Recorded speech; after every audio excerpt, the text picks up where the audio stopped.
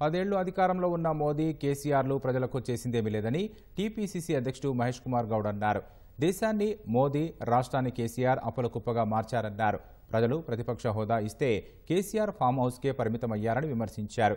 సోనియా, రాహుల్ను విమర్శించే స్థాయి కేటీఆర్కు లేదన్నారు. టీపీసీసీ అధ్యక్షుడిగా నియమితులైనందుకు నిజామాబాద్లో సన్మాన సభ ఏర్పాటు చేసి మహేష్ కుమార్ గౌడ్ను సత్కరించారు. రాష్ట్ర కాంగ్రెస్ అధ్యక్ష పదవి కార్యకర్తకు దక్కిన గౌరవంగా భావిస్తున్నట్లు మహేష్ కుమార్ గౌడ్ చెప్పారు. మతం, కులం వేరు, రాజకీయం వేరు, శ్రీరామచంద్రుడు వేరు, బీజేపీ పార్టీ వేరు. ఎక్కడ ఎవరికి పొంతన లేదు.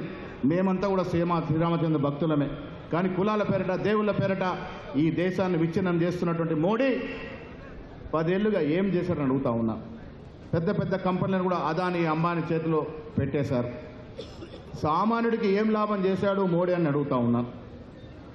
ఆయన కులం పేరిట, ఈయన ప్రాంతం పేరిట కేసీఆర్ గారు 10 ఏళ్ళు ఏం రాజ్యం చేశాడో మనం చూసాం.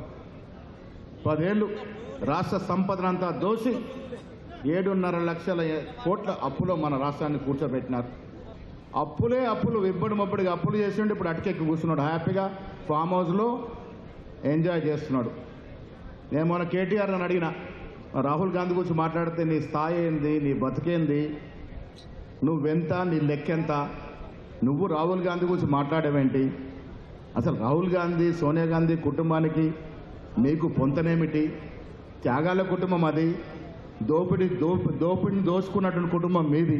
రాష్ట్రంలో వర్షాలు పడి రాష్ట్రమంతా అతనాకుతనం అయితే ఒక్క రోజు వచ్చి మన పలికించిన పాపాన పోయినాడా? మరి ఎందుకు ఈ ప్రతిపక్ష హోదా అని అడుగుతా ఉన్నాను.